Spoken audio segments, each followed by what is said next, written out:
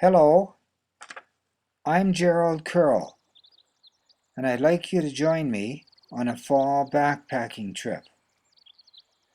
I'm going to hike a wilderness trail in the Beset area of northeastern Manitoba. I'm leaving right now. The Teddy Mine Monument along Highway 304 commemorates the many small mines that operated in this region. The early 1900s were gold rush days in northeastern Manitoba. Old mine roads are often trails to adventure. This one leads to Quartz Lake, which I must cross to reach the trailhead for the hike.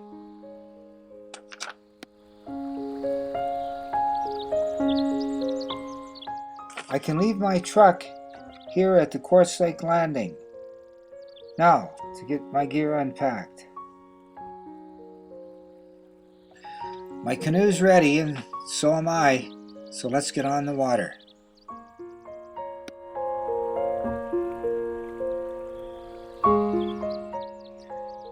This beautiful fall scene is my invitation to cross this lake and start the hike.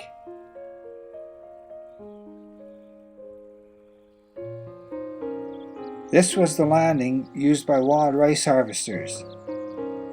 A very nice launching area for my canoe.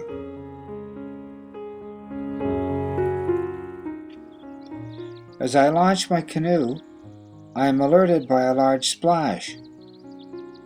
A warning from a beaver swimming nearby in front of his lodge.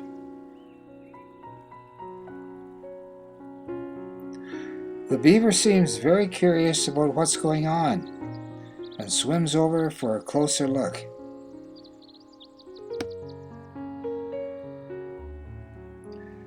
After circling my canoe, the beaver seems satisfied. He swims back toward his inlet. Quartz Lake is a small lake surrounded by rock cliffs, a jewel set in the shield. Directly across the lake lies a rock ledge at water's edge, my target. This will be a nice paddle. After a successful lake crossing, I stow the canoe at the base of the trail. The path is easy to see as it wends its way up the lake cliff.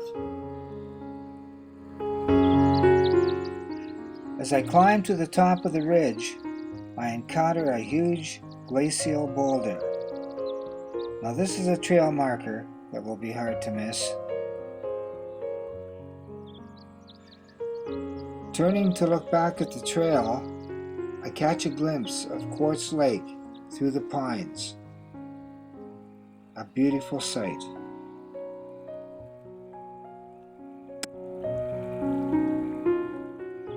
Further along this route, the Twin Towers appear.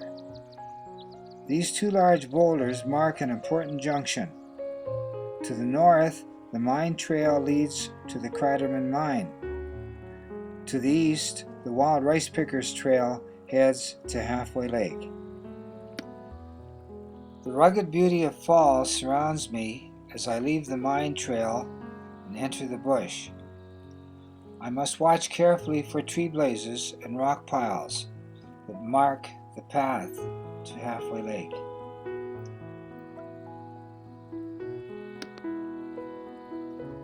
A rugged rock anticline snakes its path to the top of this ridge, where I can see a trail marker. This is a very convenient stairway.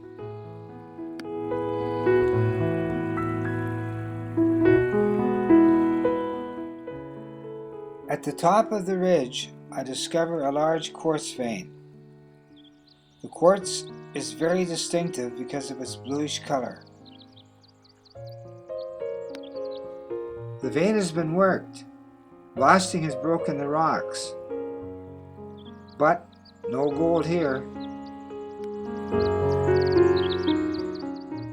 The dark brown bedrock melds with the fall colors as the beautiful landscape buries its mantle. A friendly rock pile marks the way. As I clamber up the rock face, I witness a miracle. The small jack pine is clinging to life in a rock crevasse. Mother Nature provides soil, water, and sunshine, and a tree will grow. The entrance to this swamp is bordered by the stark beauty of the naked poplar and aspen trees. The fallen leaves mark the trail well.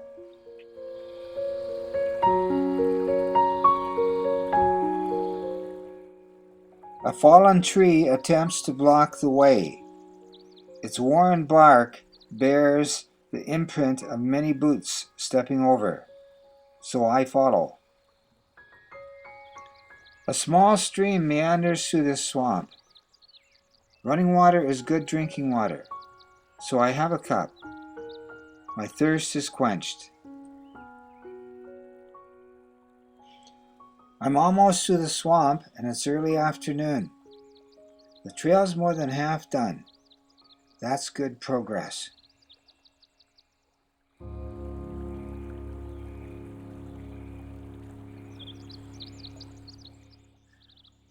Once more, the trail changes. The trees become much thinner as the bedrock emerges. The trail is descending rapidly, and through the trees I can see blue. I have reached my destination.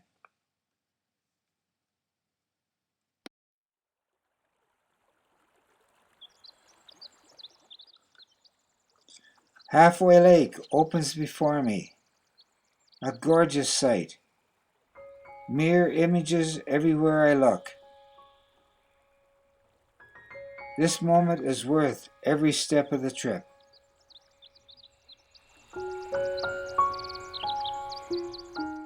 Looking to the north end of the lake, I can see Canoe Point. An old abandoned rice picker's canoe marks a good camp spot, so I head over to set up camp. This is a very good camp spot.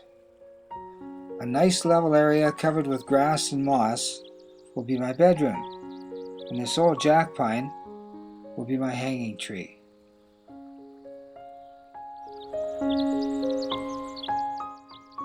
Now to get organized. Shelter first, then food. The golden rule of wilderness camping. So up with my polytarp lean-to. No bugs means no heavy tent to carry. Finally, food.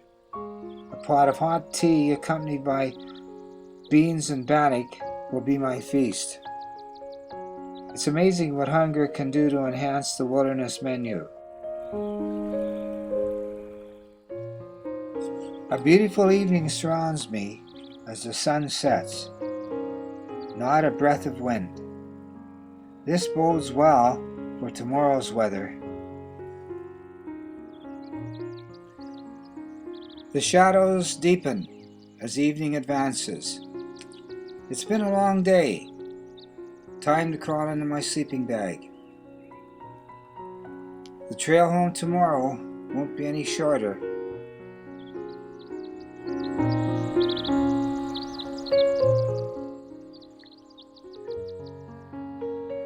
Morning breaks, calm and clear. I'll get my tea and bannock ready before I pack the gear and clean the campsite. You must always leave your camp cleaner than you found it.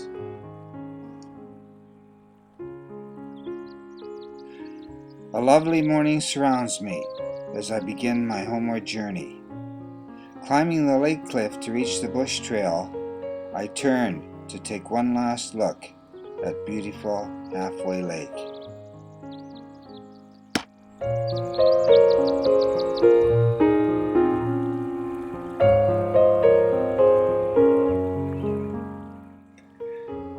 I thank you for coming along on this hike.